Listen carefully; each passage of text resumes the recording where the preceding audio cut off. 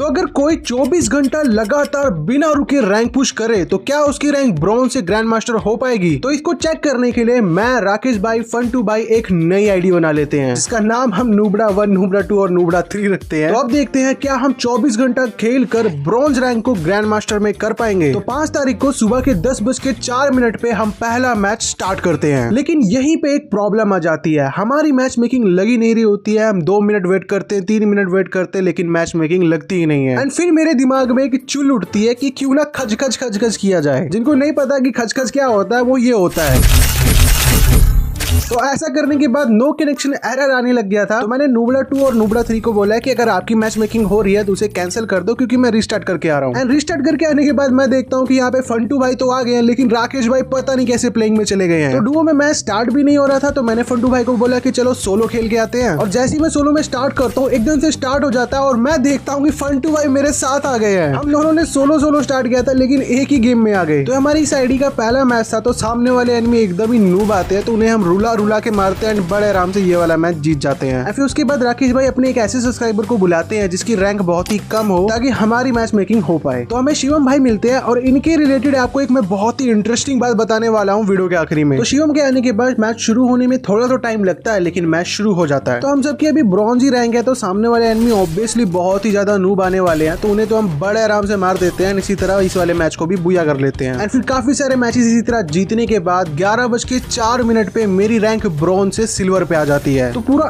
1 घंटा लगा ब्रॉन्ज से सिल्वर आने पे। लेकिन आप सब गैस करो कि अगले मैच के बाद क्या हुआ। चलो मैं ही बता देता हूँ। अगले मैच को जीतते ही हमारा रैंक क्लासिफिकेशन हो जाता है एंड सिल्वर से सीधा गोल्ड पे रैंक चली जाती है। तो मैच के अंदर काफी ज्यादा नूब एनिमीज आ रहे थे तो मैंने सोचा कि डेजर्ट ओनली गन चैलेंज कर लेता हूँ। तो पहला राउंड तो 1 किल के साथ विक्ट्री हो जाता है। दूसरे राउंड में फिर मैं डेजर्ट ईगल ले लेता हूँ। मैं बोलता तो फन2 भाई और राकेश भाई को भी हूँ लेकिन वो लेते नहीं है, पता नहीं क्यों। तो राउंड स्टार्ट होने के बाद मैं बेक ऑफ आगे जाता हूँ। यहाँ वुडन बॉक्स में मुझे एक एनिमी दिखता है जिसपे मैं थोड़ा सा डैमेज देता हूँ लेकिन वो कवर में चला जाता है। तो मैं जल्दी से तासियों का यूज करके पहले इस साइड आता हूँ एंड फिर वन टैप मारने की कोशिश तो करता हूँ लेकिन बॉडी लग जाता है। एंड फिर एक और एनिमी यहाँ होता है जिसे मैं ड्रैग हेडशॉट मारने की कोशिश तो करता हूँ लेकिन उसे भी बॉडी लग जाता है। एंड फिर आगे वाला एनिमी भी यहीं पे होता है जिसपे मैं पूरा ट्राई करता हूँ इसे तो मैं हेडशॉट से ही मारूंगा लेकिन इस बार मेरे टीम में इस एनिमी को मार देते हैं। तो तीसरे राउंड में मैं ज्यादा किल ही नहीं कर पाता एंड चौथा राउंड स्टार्ट होने के बाद मैं जल्दी से आगे जाता हूँ। तो अब आपको मैं दिखाता हूँ कि नूब्स को हेडशॉट कैसे मारते हैं। सामने से एक एनिमी सीधा भागते हुए आ रहा होता है उसे मैं इजीली वन टैप मार देता हूँ एंड उसे फिनिश कर जाता हूँ कि पीछे एक और एनिमी आ जाता है उसे भी हेडशॉट लग जाता है। एंड मैं सोचता हूँ कि मैं क्वार्टर किल करूंगा ओनली हेडशॉट मार के, लेकिन मेरे टीममेट ही बाकी एनिमीज को मार देते हैं। तो हम कोई भी मैच बिना हारे लगातार जीती जा रहे थे। इसी की वजह से हमारा फिर से रैंक क्लासिफिकेशन होता है एंड गोल्ड 1 से सीधा हमें गोल्ड 4 पे भेज दिया जाता है। लेकिन अगर आप देखें तो नूबड़ा 2 यानी कि राकेश भाई, इनकी रैंक है प्लेटिनम और हमारी सबकी गोल्ड। तो अब देखते हैं आप सबके अंदर कितना दिमाग है। आप सब मुझे कमेंट करके बताओ कि राकेश भाई की रैंक हम दोनों से ज्यादा कैसे है। इसके बाद हम 1-2 मैच और खेलते हैं एंड 1142 पे मेरी रैंक भी प्लेटिनम 1 हो जाती है। तो भैया रैंक हमारी बुलेट ट्रेन से भी तेज बढ़ रही थी। 2 मैच खेलने के बाद वापस से रैंक क्लासिफिकेशन होता है और प्लेटिनम 3 रैंक हो जाती है। तो अगर आप देखो तो हम सबका नाम भी नूबड़ा है और हमने कपड़े भी नूबड़े वाले ही पहने हैं, पर हम खेल प्रो प्लेयर्स की तरह थे। तो मैंने उस वक्त सोचा कि अब मैं नूब बनकर खेलूंगा। तो अब मैं स्प्रिंट बटन का बिल्कुल भी यूज नहीं करूंगा, सिर्फ जॉयस्टिक का यूज करके पूरा मैच खेलूंगा। और अभी के टाइम जो एनिमीज आ रहे हैं वो काफी ज्यादा एवरेज है, मतलब बुरा नहीं खेल रहे और ना ही बहुत अच्छा खेल रहे हैं। तो राउंड स्टार्ट होते ही मैं जॉयस्टिक का यूज करना शुरू कर देता हूँ एंड जॉयस्टिक का यूज करके धीरे धीरे करके आगे बढ़ता हूँ। फिर थोड़ी देर बाद मैं यहाँ पहुंच जाता हूँ। तो एक एनिमी नीचे दिखता है जिसे मैं थोड़ा सा डैमेज देता हूँ। उसके बाद एक एनिमी मुझे ऊपर दिखता है जिसे मैं काफी ज्यादा डैमेज देता हूँ, लेकिन मेरा टीममेट उसका सोने एक्टिवेट कर देता है। और नीचे एक एनिमी पास आ जाता है तो उसे मैं हेडशॉट से काफी ज्यादा डैमेज देता हूँ, लेकिन एक एनिमी छोटा कट्टा लेकिन मेरे पीछे बढ़ जाता है। तो मैं तासु का यूज करके जल्दी से कवर में आता हूँ, फिर उस एनिमी को भी थोड़ा बहुत डैमेज देके नॉक कर देता हूँ। तो फर्स्ट राउंड इस तरह जीत जाते हैं। और आपको मैं बता दूं कि अच्छा हुआ सुबह हमने 10 बजे से रैंक पुश करना शुरू कर दिया था। तो 2-3 घंटे हो गए थे हमें लगातार रैंक पुश करते वक्त, लेकिन अभी तक हम बिल्कुल भी बोर नहीं हुए थे क्योंकि हम सब बातचीत करके मस्ती मजाक में खेल रहे थे। लेकिन रात में जो हमारी हालत हो जाती है वो आपको मैं आगे बताता हूँ। तो सेकंड राउंड में जॉयस्टिक का यूज करके एनिमी के पास पहुंचने से पहले ही हम राउंड को जीत जाते हैं। थर्ड राउंड में बहुत ही अच्छी शुरुआत होती है। राउंड स्टार्ट होते हैं मैं इस साइड आता हूँ, एक एनिमी मुझे ओपन में दिखता है जिसे मैं हेडशॉट मार के नॉक कर देता हूँ। जल्दी से उसे फिनिश करता हूँ, आगे जाता हूँ, लेकिन एक एनिमी मुझे डैमेज देने लग जाता है। तो मैं तासियों का यूज करके जल्दी से कवर में आता हूँ। ये तो अच्छा हुआ कि तासियों जॉयस्टिक पे यूज हो जाता है, नहीं तो बहुत ज्यादा गड़बड़ हो जाती है। थोड़ी देर बाद मैं यहाँ देखता हूँ कि शिवम नॉक फिनिश हो गए हैं तो मैं जॉयस्टिक का यूज करके डबल डोर के ऊपर जा रहा होता हूँ कि यहाँ पे नूबड़ा 3 यानी कि फंटू भाई ऊपर जाते हैं, लेकिन वो भी नॉक हो जाते हैं। तो जल्दी से ऊपर जाने के लिए मैं ताजो का यूज करता हूँ, ऊपर आते एनिमी को हेडशॉट मार के खत्म कर देता हूँ। फोर्थ राउंड में मैं AWM ले लेता हूँ, क्योंकि शॉर्ट रेंज में जब तक मैं एनिमी के पास पहुंचता हूँ तब तक मेरे टीममेट से एनिमी को मार देते हैं, इसलिए मैं AWM ले लेता हूँ ताकि लॉन्ग रेंज में एनिमी को मार पाऊँ। राउंड स्टार्ट होने के बाद मैं काफी देर तक यहाँ वहाँ भटकता रहता हूँ जॉयस्टिक का यूज करके, लेकिन कोई भी एनिमी मुझे नहीं टकरता है। फिर थोड़ी देर बाद मुझे यहाँ कंटेनर के पास एक एनिमी दिखता है, जिसे मैं AWM के एक शॉट से ही नॉक कर देता हूँ। लास्ट का एक एनिमी बचा होता है, उस पर मेरे सारे टीममेट्स टूट पड़ते हैं, हम बड़े आराम से ये वाला मैच बुया कर लेते हैं। फिर उसके बाद वक्त ऐसी बीतता रहता है, हम लगातार मैचेस को जीतते जाते हैं, जीतते जाते हैं, जीतते जाते हैं, और इसी बीच हमारी रैंक प्लेटिनम से डायमंड हो जाती है और डायमंड से डायमंड 2। तो अब आप देखो, जब हमारी रैंक ब्रॉन्ज थी तब हमें शिवम भाई मिले थे, उनकी रैंक गोल्ड पे थी, लेकिन अब अगर आप रैंक देखो तो हम सब यहाँ पे डायमंड पे पहुंच चुके हैं और शिवम भाई अभी भी प्लेटिनम पे है। तो ऐसा क्यों हुआ मैं आपको जल्दी से समझा देता हूँ। तो हम तीनों बहुत ज्यादा रश करके खेल रहे थे, जिसकी वजह से कभी राकेश भाई MVP बनते, कभी फंटू भाई MVP बनते, तो कभी मैं बनता। तो इसकी वजह से शिवम भाई को बहुत कम किल्स करने को मिलते थे और वो ना ही MVP बन पाते थे। तो इसकी वजह से इनको प्रोटेक्शन पॉइंट कम मिलता था और इन्हें एक्स्ट्रा स्टार नहीं मिलता था। इसी की वजह से हमारी रैंक शिवम से ज्यादा हो गई। तो 12:48 तक मेरी रैंक डायमंड 3 पहुंच गई थी। और अगर आप हमारी स्ट्रीक देखो तो वो है अभी 23 की, मतलब हमने 25 मैचेस के अंदर ही डायमंड रैंक कर ली थी। तो मुझे लगा क्या पता हमारी इस बार 100 की स्ट्रीक बन जाए, यही सोच के हम और जल्दी मैचेस को जीतना शुरू कर देते हैं। एंड हमारी स्ट्रीक 24, 25, 26, 27 और 28 होती है। एंड फिर एक ऐसा मैच आता है जिसमें 1 सेकंड के लिए सबकी दिल की धड़कनें रुक जाती है। तो ये फंटू भाई का POV है। तो यहाँ पे 2-2 का स्कोर हो गया था। राउंड स्टार्ट होने के बाद फंटू भाई एक ही एनिमी को 2 बार नॉक करते हैं। कुछ देर बाद पता नहीं कैसे राकेश भाई, मैं और शिवम तीनों ही हम नॉक फिनिश हो जाते हैं। तो फिर आखिरी में फंटू भाई यहाँ शिप के ऊपर आ जाते हैं, एक एनिमी को यहाँ से भी वो नॉक कर देते हैं, लेकिन आखिरी में एनिमी उन्हें भी मार देता है। फिर अगला राउंड जीत के हम 3-3 का स्कोर कर देते हैं और ये वाला राउंड हम बस जीतने वाले होते हैं। 2v1 की सिचुएशन हो गई होती है, लेकिन पता नहीं कैसे मैं नॉक हो जाता हूँ और फिर पूरी सिचुएशन ही चेंज हो जाती है और शिवम भाई इतना अच्छा नहीं खेल पा रहे थे, जिसकी वजह से हम ये वाला मैच हार जाते हैं